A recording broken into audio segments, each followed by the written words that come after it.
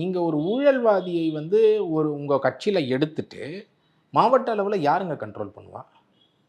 அங்கே தாவேக்கால குட்டியாக இருக்கிற ஒரு நபர் கண்ட்ரோல் பண்ணுவாரா? இல்லை விஜயபாஸ்கர் போன்ற ஒரு நபர், இவ்வளவு செல்வாக்கு உள்ள நபர், அவ்வளவு ஆட்கள் பலம் பணபலம் கொண்டவர், அவருக்கு எப்படி ப்ளே பண்ணி அந்த புதுக்கோட்டையில்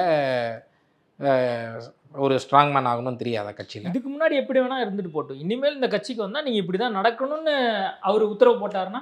ஏங்க சிபிஐ ட்ரையல் ஃபேஸ் பண்ணுறாருங்க அவர். குட்கா வந்து மாதம் 14 லட்ச ரூபா லஞ்சம் வாங்கினதுக்கு ட்ரையல் ஃபேஸ் பண்ணுறாரு. இப்போ இது எனக்கு தெரிஞ்சு உங்கள் கட்சியில் அந்த மாதிரி ஊழல் சார்ஜ் இப்போதைக்கு யார் மேலேயும் இல்லை.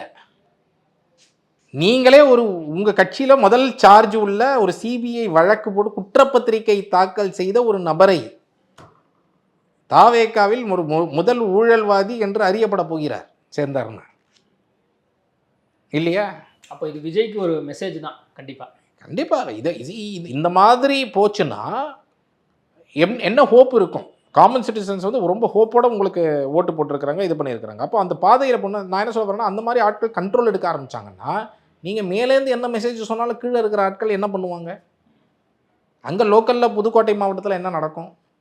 மற்ற மாவட்டங்கள், இது போன்ற மாவட்டங்களில் என்ன நடக்கும்? ஸோ இது ரொம்ப ரொம்ப முக்கியமானது.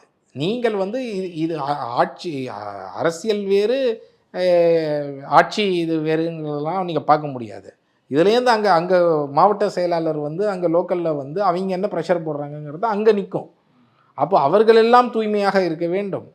நீங்கள் வந்து நிர்வாக ரீதியில் பல மாற்றங்களை, லஞ்சம் இல்லாமல் அரசு சேவைகளை பெறுவதற்கு அங்கே வழிவகை செய்யணும்.